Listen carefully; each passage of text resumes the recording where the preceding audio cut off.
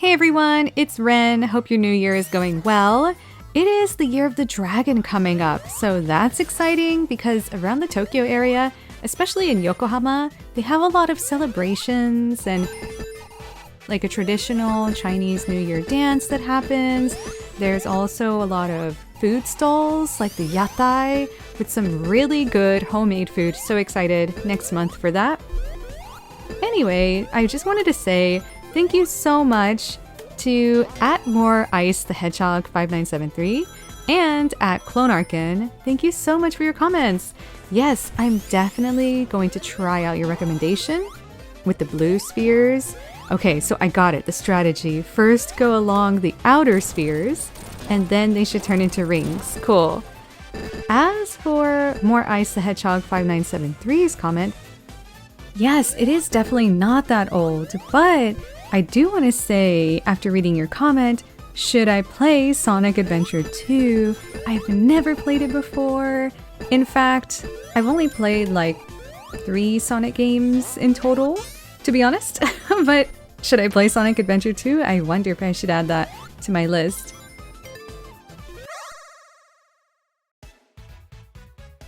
So now that I'm thinking about it, this goes way back, but I did play the original Sonic the Hedgehog and of course my favorite Sonic the Hedgehog 2. But after that, I feel like I stopped playing so much Sega Genesis and focused more on the N64 and PlayStation during that time, from what I can remember.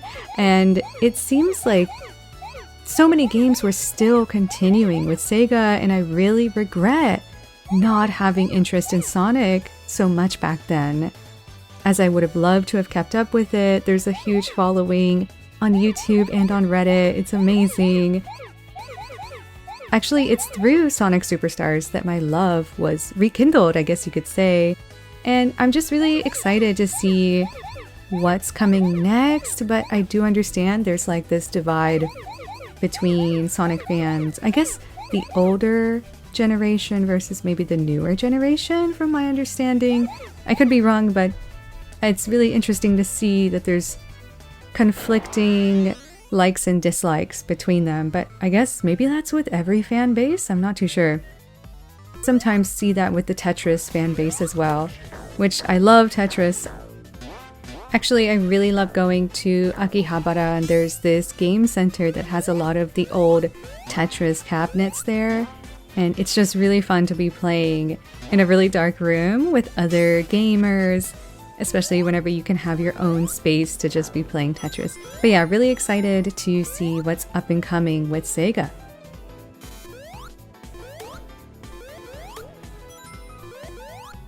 I have to say, this level is just overall really cute. It's so original. This train in the background and like this popcorn machine, it's so playful and unique. We just don't see this anymore, or maybe we do in other games. I have no idea. Let me know down in the comments if there are games like this still, but maybe more indie games. I guess I could see that. But I just love this feel. It just seems like there's a lot going on in the background. Like, I guess a complaint I have with Superstars is a lot of the times the background was just empty, like a desert, or just, I guess, an enclosed space like the spaceship. But it just, this game, this specific stage, there's so much depth going on. It just seems like we can take a break from this and go take a train somewhere and see what's over there in the background. I don't know. Yeah, I love it so much so far. It's a little tough. Yeah, I've died quite a few times, but hey, that comes with Sonic games from time to time. And this I love so much. I just want one of these, like for my chair or something. It looks, I don't know, comfortable. It looks really bouncy. I love it. I don't know what they're called. They look almost like a game controller kind of switch, or I have no idea. I'm gonna have to look this up later, but it's really cute. So and also I like the sound of this. Alright, so I'm gonna share with you this crazy thing that happened to me in the Akihabara Asakusa area. So, truly, this happened, and it's gonna sound ridiculous. I wanted to go meet my friend in Akihabara, but I was in the Asakusa area at the time. So, I found a bus that would take me close to where they were waiting for me.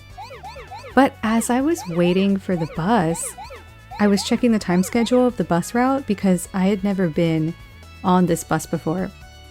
So I was checking, and down the street from where I was standing, about 30 feet away, I hear this elderly Japanese man yelling out something to himself or to someone who I couldn't see, but I wasn't paying attention. So I didn't quite catch him. I didn't quite catch what he was saying. So I looked back at the timetable because I knew the bus would be coming soon. But then I could hear him getting closer and yelling louder. So in the moment between him approaching closer and me standing there like confused but kind of worried, out of nowhere, this young Japanese man suggests I cross the street with him as the elderly man was showing signs of like anger. I really didn't feel like I was in danger though, but looking back, like when we were crossing, I looked back and the man was really like, I don't know, kind of like jerking and kicking almost around the bus stop, but there was no one there. I don't know. So I felt really lucky that this guy came over to help out. Like, he seemed to have been able to predict what was about to happen, but I truly had no idea that's what was waiting. It's possibly, you know, a mental health illness that the old man was suffering from. I don't know. This is just an assumption, but I just hope he'll be okay. I don't know. I'm really grateful for this guy that helped though. And it's weird because as we were both walking away, we just didn't say anything, but he did tell me in Japanese that, how about we walk towards the station? So I was walked to the station, and then we got to the entrance, and from there I said thank you so much, and then he didn't say anything, he just bowed and left. That's it. So I know the chance is like absolutely zero, but I just want to tell that guy after I've thought about it some more. If by any chance he's watching this, 100% he's not, but whatever. I'm just trying to get it out there into the world that thank you so much for like saving me, I guess, or just being a really kind person and really didn't have to go out of your way and bring me along to safety. I just feel really grateful, so thank you so much. And I guess I feel like I can pass this on as a way to say thank you. Maybe I can save someone in the future, who knows. But yeah, let's be careful if anybody is visiting Japan or if anybody plans to ever move here. Please remember that not everyone is, you know, really friendly, happy-go-lucky, out in the streets. And I know that it sounds ridiculous for me to say that, but I feel that sometimes people have a misunderstanding that Japan is like some 100% safe zone from every bad thing from ever happening. That's not the case, but, you know, it's very easy to feel safe here. So have fun, but remember, you can get into some trouble too at the same time. Anyway, just wanted to randomly share that with you all. It's something that happened to me and I just felt like sharing it. But yeah, anyway, I'll stop ranting so much. Let's get back to this gameplay.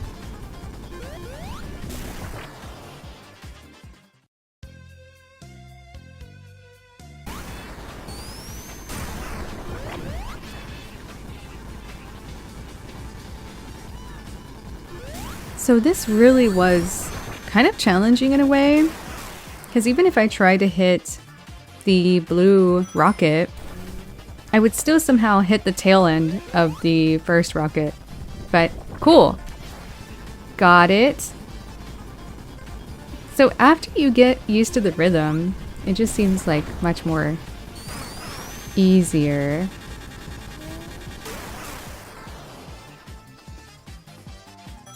But I will say, and again, I am going to reference Superstars, it was really difficult for me to know that you were supposed to hit this blue rocket back so that it fires back at the boss.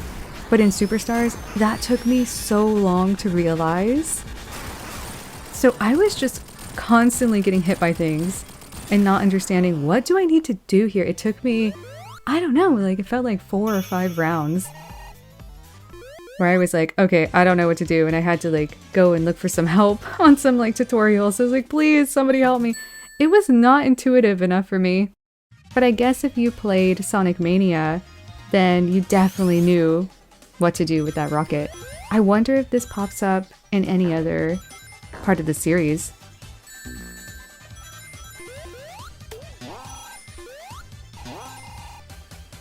Really love how colorful this all is. Really fun.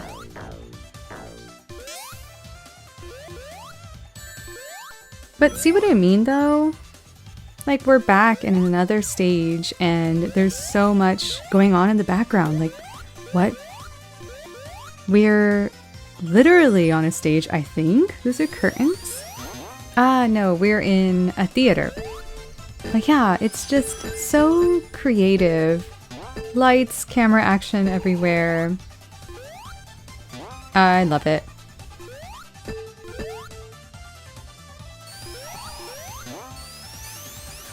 But of course you can still see all the Eggman posters.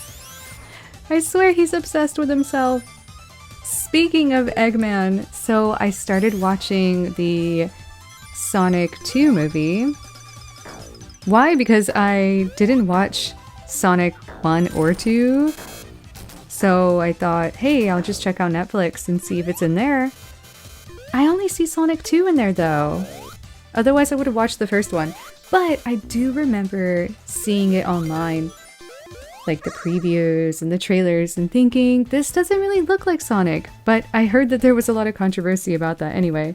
So I started watching it, Sonic 2, and maybe I can find Sonic 1 somewhere else. But for now, I'm just gonna watch Sonic 2. So far, it's very interesting. I haven't looked up anything about what other people think about it, especially those who love the Sonic franchise. I have no idea, but I'm really curious. Does he match Sonic's personality? I just didn't think Sonic would be so kid-like, but at the same time, maybe Sonic's age is like a teenage boy? I guess. I never thought about that. Like, I guess he's young. I'm sure there's lots of like Sonic lover YouTubers, diehard fans, so maybe on their channels they have some information about this. I'll have to go check it out.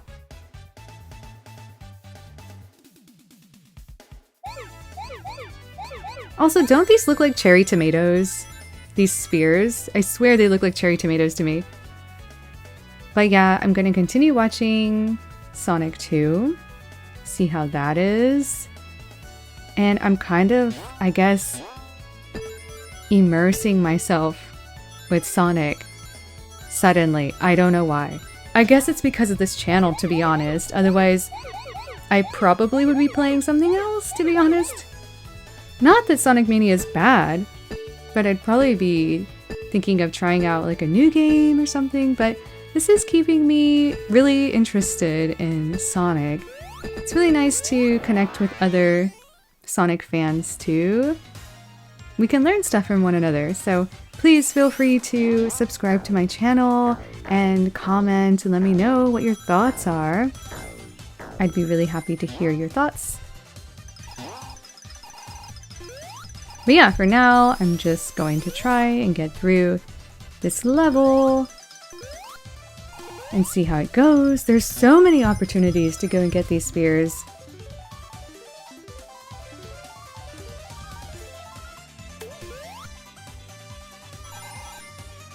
Anyway, I I am going to just collect all these rings and then get ready for bed soon because I have to get up early tomorrow. I'm going to try and go to a place called Sensoji, and I hope to get a fortune for the year. That means that you can go to the shrine and pay, I think, about 200 yen so that you can draw out a stick that has your number on it, and then you go and look in the little drawers. You pick out your fortune that matches the number, and you read it basically and see what the fortune will be like for you for the year. And if you don't like it, you can tie it back up and try again.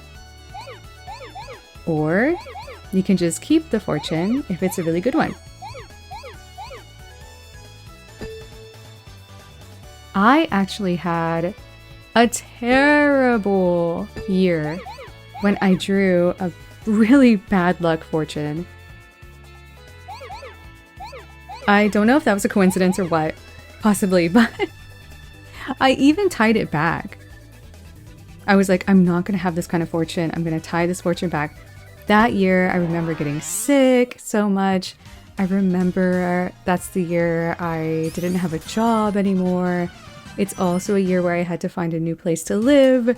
It was just a lot of stuff all at once, just crumbling down, and me trying to decide how am I going to survive for like the whole year. It's funny because it's only until the year ended that things got better for me. So I really think it had to do with that. So I'm gonna go draw it again and see what is in store for me this year. Hopefully it'll be good.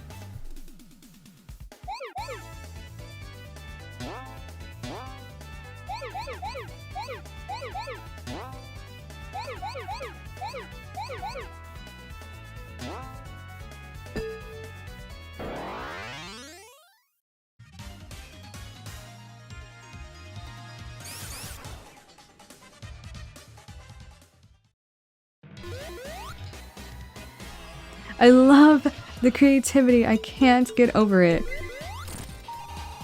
So awesome.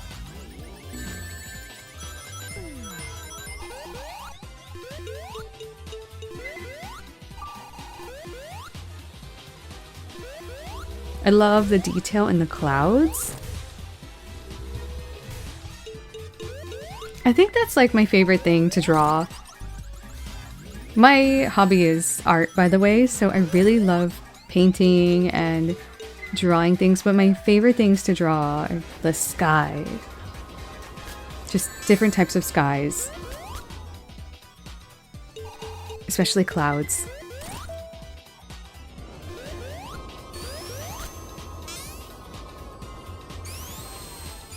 So what does this chicken have anything to do with the weather? Is it like the forecaster?